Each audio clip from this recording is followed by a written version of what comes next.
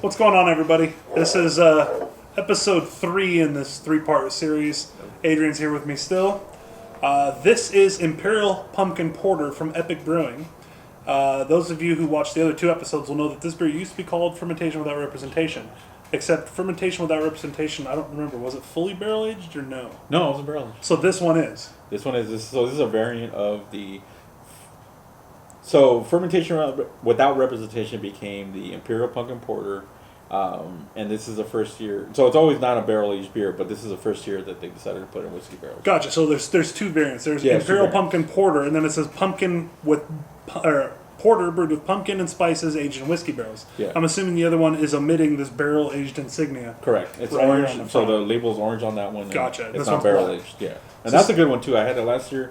It's a good pumpkin beer as well. Like, I thought, it hasn't, like I said, I don't understand the purpose of the name change, but it's still overall a great beer. I noticed they've been doing that for a couple beers. They've been kind of rebranding their bottles, their label artwork. Yeah. Like, I think Elder Brett has a different label now. No, not 2016, but the one coming up might. Okay. Yeah, I think I saw something on one of the beer blogs about that. Yeah.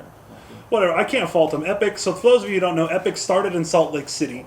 Salt Lake City is a dry city, so if you go to the brewery, guess what? No tasting for you. You're SOL. Then they opened up in Colorado, and it's funny because when we went to GABF in 2013, we wanted to go to Epic, and they had just opened. So we leave the convention center, Adrian and I, we call in the rickshaw, dude picks us up on his bike, takes us the completely wrong direction because I had horrible directions too. It was relatively new. Nobody knew where it was at. We stopped by that liquor store. That guy didn't know where it was at. He looked up his phone directions. He didn't know where it was at. So we were just on a wild goose chase to find this brewery. And I'm trying to use my iPhone when Apple Maps first came out, and it didn't know where we were.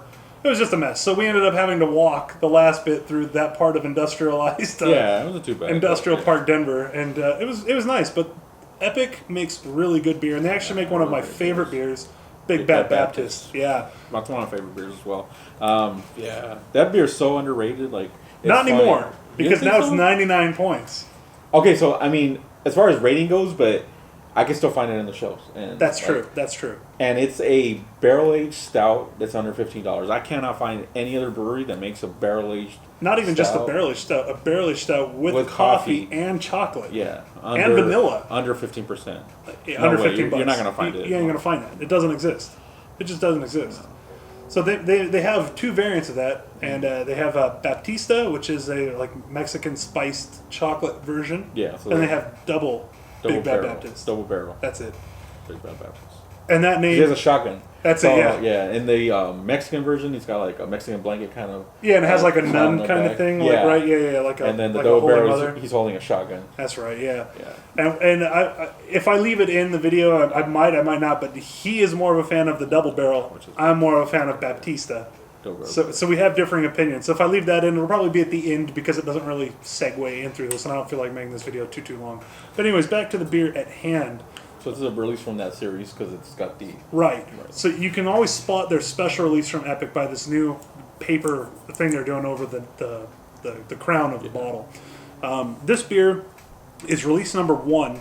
First release. Very first release, and it's 10.3% alcohol. So this is the lightest beer we're drinking tonight. So if we seem like maybe our thoughts aren't making a lot of sense, that might have something to do with it, but we're going to try our absolute best to give you an unbiased and fair beer review while giving you some commentary. So let's go ahead and get this guy open. Well, it didn't explode on me. You know, some pumpkin beers tend to go absolutely ape when you open them. Yeah. Actually, none of the beers tonight. Now, the only thing I'm noticing pouring this beer that I'm not sure completely about is the way that it pours. It doesn't seem like it may have a ton of carbonation, but... Oh, you're right. You know, I'm not sure because... What would that be? Well, it could be a combination of things. This is a pass to my mom, who is joining us tonight off camera. So, if you see me looking off camera for any of the other 3, it's because I'm looking at her because she has some valid things to say about this beer and other beers we've tried. As far as like, oh yeah, we had that beer 3 years ago, and you gave it this score. So she's the scorekeeper for us to make sure that we keep everything fair and on the up and up. This beer is more in line with the Bottle Logic release as far as color goes. Yeah. I can't believe they're porters. I can't believe they're considered porters. Now, this to me is a fair porter. Okay. To me. The first one, no. The first one was not. Okay. The first one in this series was the Avery one. The Avery beer, to me, is far too dark to be considered a porter. To me, that walks that line of stout or Schwartz beer or something like that. That's a really dark beer.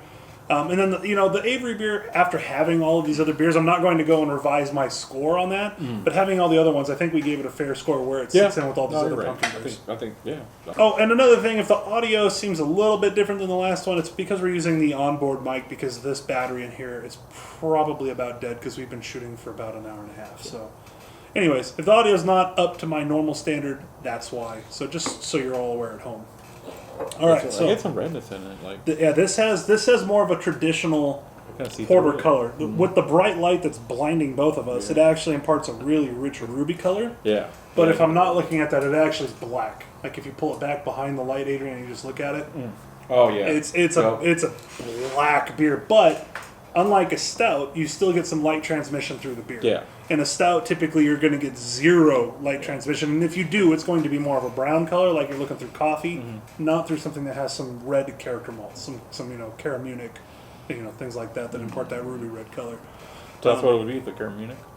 It depends. Or you can use Caramunic, you can use Crystal 60. Some of those malts in the right ratios will give you a nice red color. The nose on this one actually smells like coffee. Yeah. Right? Yeah. Yep. It smells a completely different thing there too. It's less. I don't want to say the pumpkin's still there, but it's not. The other two, it seemed like it was the main ingredient in it, and it really drove the beer. This one seems like it takes a backseat to it. So let's take a little detour here, and we're going to read what Epic says about this beer. It says, hand-selected whiskey barrels bring forth bold notes of caramel and toasted oak, which perfectly complement the beer's spices and Madagascar vanilla. Oh, okay. So the vanilla is really, you can smell that, but to me it has that coffee aromatic. And I just think that's from the barrel. I think it's a combination of the spices they're using, because it doesn't come across as ginger. No. It doesn't come across as cinnamon. It actually comes across more of like oak barrel without being a bourbon barrel. Freshly toasted oak barrel will give you these kind of characters. Yeah. And then you add vanilla on top of that, it just sends it to the moon. The head on this beer is a nice off-white color. The color is gorgeous. The aromatics are closed down compared to the other two, like you said. They're very closed down. Or maybe it's like I said, it's a different beer. Did they even use cinnamon in them back in it, like the other two? We'll know here in the taste, dude. Okay. Cheers, dude. Let's give it a Cheers. shot. Yeah, we'll find out.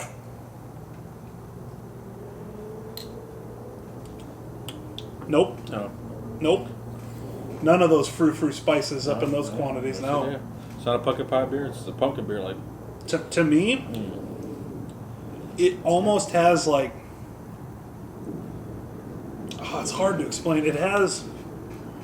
Yeah, you're right. It has those notes of chocolate, vanilla, maybe a little bit of pasilla pepper without being a Mexican spice mole. Like it has something in it that brightens up the character. Yeah, I get that. And it's really hard to quantify what it is. I mean, I taste nutmeg. I taste that in there. Just a little bit. The vanilla comes through in spades. Yeah. The oak tannins, though. The oak tannins finish this beer. Yeah. Just, it sends it to another level. It's good too. It's this one's good. I think out of all three that we've done, the Bottle Logic was my favorite. This is my second favorite so far. Yeah. But as with the other beers, to get a fair representation of what this beer is supposed to be, we're going to go ahead and have to warm this guy up. So the thing, like I talked about in the first episode and a little bit in the second one, with these bigger barrel-aged beers, these darker beers, you always want to warm them up in your hands. You don't want to get crazy and try and set it on top of a freaking hot light or on a radiator or something stupid like that. No. Warm it up with your hands. It's a nice gradual heat, and it actually benefits the beer, like we talked about in the first episode. Yeah. Yeah, I don't like to see people leave them out. I left it out 30 minutes. I'm like, oh, that's a long time. To me, that just sounds horrifying. Yeah. Like, I wouldn't drink a glass of water that's been sitting open in the air for 30 minutes. That just sounds terrifying. Like, do you want, like, spinal meningitis? Like, I mean, I'm sure no one's gotten it from drinking water that's been sitting out for 30 minutes, but do you know? I don't know. I'm not a doctor. Now, what do you think about the mouthfeel?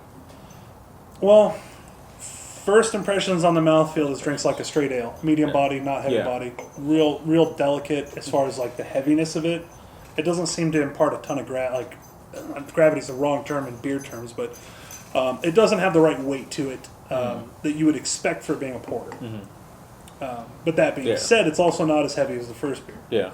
This kind of rides that line of maybe it's just a hair too light in body and mouthfeel, whereas the Avery one was too heavy. Way too heavy. Yeah, so this kind of walks that line. Bottle Logic killed it with the other one. Watch that video, links in the description. But yeah, Bottle Logic killed it with that beer. I mean, it's one of those things, if you're not a believer in what Bottle Logic's doing, I think that would be a good beer. Oh, yeah, you got to buy in. Yeah. Yeah. And then They really didn't release Leche Borracha this year? Really? Oh, no leche borracho. Actually, it's funny. Adrian hit me up and he's like, "Hey, dude, I need to go down to Bottle Logic. I need to pick up my beer." And I'm like, "Oh, what do you got?" He's like, "Oh, I got bottles of leche borracho." I was like, "All right, yeah, I'll go with you," because him and I, we're a good beer drinking crew. And yeah, we got down there and they still had it on tap. And when we had it on tap, that bad boy was boozy. Yeah. It was good, but it was boozy. And you still have bottles of that cellaring, don't you? No, not. You drank them all? I only had one, but I drank the one. Okay.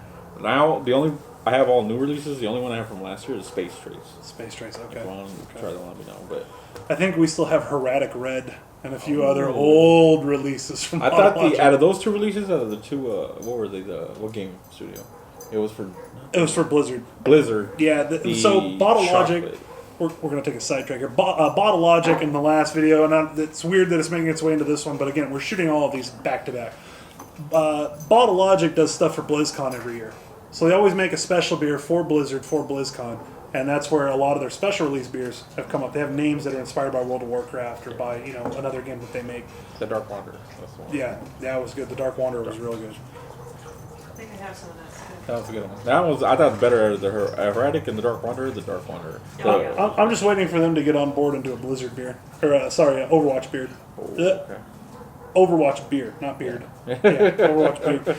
If they did an Overwatch beer and they made it like Roadhog Red or something after a character in Overwatch, I'd be all about that. Because Roadhog in the game, if you haven't played it, he's a big fat dude with a gas mask and a butcher's hook on a chain with a gun that shoots scrap metal. So like his abilities in the game are to throw the chain at you, drag you in, and shoot you with the gun. Yes. Scrap metal. So if they made a gnarly red, just something real big and special, I mean, I'm not giving you free advice, Bottle Logic, but if you guys want to do that, go for it. When you warm a beer, you don't want to hold it in the same spot because the heat transfer, your hands start to chill and it starts to lose its heating ability because thermodynamics and all the other bullcrap that's just above my head. Just keep kind of moving it in your hand, give your hand a break, let your hand warm back up, and kind of warm the glass. But I think we're about there. We've been kind of hanging out, talking for about, 5 minutes or 5 so? minutes. Yeah. All right, let's give this another taste, yeah? Cheers. Cheers, Bob.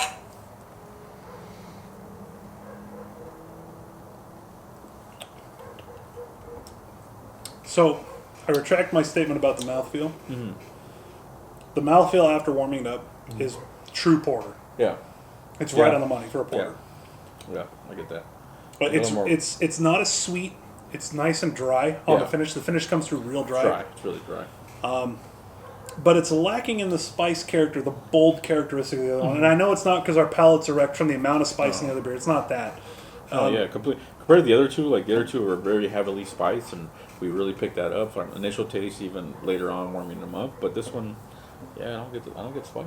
But I wouldn't fault this beer for that. No, it's just because it's a nice change of pace. Because you have to look at it through the lens of holiday pumpkin beers, right? If everybody under the sun is doing these overly spiced beers, and they're going to the nines with this, right? And they're just really going for it. To get something like this from Epic that is more subdued and delicate is actually a nice, refreshing change of pace. Mm-hmm. I really think if anybody was going to do a bottle share night with some friends or what have you, and the options were pumpkin beers, this would be something good to bring to the table because it's not a traditional spiced pumpkin beer, right? It's it kind of sways you away. I think if you continuously have pumpkin, especially a beer pumpkin tasting test. I got you. Or pumpkin beer tasting. Pumpkin beer. Or pumpkin beer tasting. Pumpkin beer tasting. They're just going to start tasting similar, right? They're all going to start tasting about the same. You're just picking up the same kind of nuances, the same kind of spices, and this will take you in a different direction. The barrel's the start. Yeah. For me, the whiskey barrel, the whiskey. So we didn't really get a chance to talk about that, but the whiskey barrel, I think that too as well. The other two are bourbon barrels, and this has got a more whiskey barrel, and I think not as heavy char. Yeah, it doesn't pick up. It plays off of that dryness. I think that dryness plus the whiskey barrel is what makes this like really good. I love dry distilled beer. Like I agree. Yeah. Especially for this, for being a porter, it needs to be dry. Yeah, yeah. And the other one, I mean, the Bottle Logic was a nice balance because they don't flat out tell you it's a porter. Yeah. They just say it's pumpkin ale. Yeah, it's pumpkin ale. So use your own imagination. But for the last one, or for the very first one that we did, it was far too sweet. And the mouthfeel was just a heavy mouthfeel, heavy bodied with a lot of sweetness. This to me, if you haven't had Big Bad Baptist, this won't make a lot of sense, but this to me if you haven't had Big Bad Baptist, have Big Bad Baptist. That's more sound advice. This to me tastes like Big Bad Baptist had a son who wanted to walk through like Iowa or someplace where there's just a ton of fields and pumpkins, and he's like, you know what? Yeah, screw making this big bold stout with coffee, chocolate, vanilla. I'm going to go ahead and make a pumpkin beer. Okay, so Son of Baptist. Because this is like almost like Son of Baptist, like the Son of Baptist beer. This tastes a lot like that, and I think it's the yeast culture they're using. The yeast culture in this beer tastes a lot like Son of Baptist. Yeah, it's more sessionable. It's a medium to heavy bodied beer with a really dry finish without being over the top. Yeah. And I think that this beer actually really excels at doing a pumpkin beer in a different light than everyone else is doing.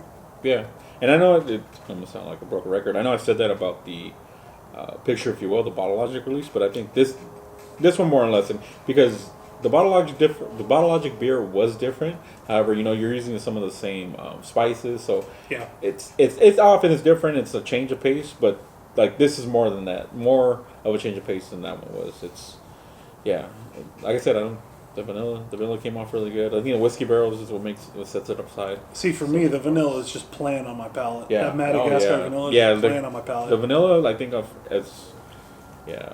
they nailed it. They nailed it with the vanilla. Like I think that part of this beer is probably the best part of this. I mean, so well. The barrel's there. Yeah. Don't get me wrong, but again, because it's not a bourbon barrel, it doesn't have that charcoal, heavy char kind of character like you would get in a bourbon barrel. Like I said, that I think benefits from being that drier beer. Yeah, I agree. I really agree. So if you had to give this beer now that it's warmed up, scale of 1 to 10, what would you give this bad boy? Okay, overall as a beer. One more taste. I know, it's hard. This is the moment of truth because you're like, I can't give it a bad score. This is the hardest one. This is, out of the three, this is the hardest one to... it's the hardest one to judge. Yeah, hardest one to judge. I agree. But I mean, I really dig this beer. I think it's a good release. I want to get some more bottles. 8.5 overall as a beer. As a pumpkin beer, I give it a 9. See, I was worried you were going to go the opposite. I was worried you'd be like, you know what, compared to the other two, this doesn't hold a candle to what Bottle Logic did. For me, this beer as a pumpkin beer, taken across the entire pumpkin offerings this time of year, right? You can't just look at it just through the little keyhole. You have to look at the whole picture. Yeah. This beer to me is a solid 8.75. Okay. Verging on a 9. Okay. I mean, it's just verging. The only thing I can say that faults this beer, it doesn't have quite enough spice for my palate. That's just me, but whatever. Yeah. And you're going to have to listen to the fire engines or whatever's going on because that's just happening and we just got to roll with it. As a beer, a standalone beer, not taking into account the season. And you know what? There's a really important thing we didn't touch on in the other reviews. Every beer has its time and place. Yeah. There's always a beer for the time and place. And if you drink a pumpkin beer when it's 115 degrees out during summer, you're going to have a bad time. You're not going to enjoy the beer. It's just a fact. That's true. For me, this beer going into fall and winter season, if you take all beers that are available during that time, this beer to me sits at about an 8.5 as far as all beers go. Okay. I'll give it a higher score for Pumpkin Family, but 8.5 for me is where it sits. And I think that's fair, knowing what Epic's portfolio of beers has that are year-round offers. This is something special. So yeah, it's readily available. Like I said, you can get it at most stores. The other two, I would say honestly, I think this is... Is that the cheapest? Yeah, the least expensive. The least expensive out of the three. Consider ounce-wise, and then the availability of the picture, if you will. Like I said, you can only buy it online. This one I walked into my local liquor store, picked up, like with the breeze. It was sitting on the shelf. Which I think that's sage advice, too. Is that anything from Epic you see, pick it up. Yeah. Unless it's brainless and you don't like Belgians. If you don't like Belgians, just avoid the brainless. Overall, best bang for your buck, honestly, is Epic Brewing. Or Pizza Port. Lagunitas, Pizza Port, Lagunitas. Pizza Port's cans are church. Oh, yeah. And as far as barrel-aged beers, barrel-aged beers go, best bang for your buck has always been Epic. They just nailed it. Like, they have a really great barrel-aging program there. They know what they're doing to keep the cultures healthy. I've never been disappointed by one of their barrel-aged beers. And this falls suit to that. It's it's a really great, like I said, barrel aged beer. I think obviously we had I think maybe having that picture of Will like ruined it. Yeah, a little bit. That's why I'm trying to be unbiased. Yeah, I'm trying to of keep the course. lens at like an 8, 8.5. No, this is 8.5. this is really good. This is not taking away from this beer. This is a really good beer, but. Yeah, I agree, dude. I agree. Well, I think that's going to wrap it up. Adrian and I are just going to finish these beers, and he's going to hang out for a bit. We're just going to BS, and always drink responsibly, boys and girls. Always. Get a designated driver. Sound advice. Trust me, a designated driver or a taxi cab is far cheaper than a DUI. I do not know firsthand, but I've seen what it costs to fight a DUI. You don't want to do that. As always, everybody, this is Chris. This is Adrian. Thank you, guys. We appreciate your feedback and support. Go ahead and support him when he gets his YouTube channel live. I'll put links. I'll pimp him out all over my channel. But as always, guys. I'm a hoe. It's my pimp. Yeah, exactly. I appreciate the feedback and support, guys. Thank you. Have a great night. Cheers.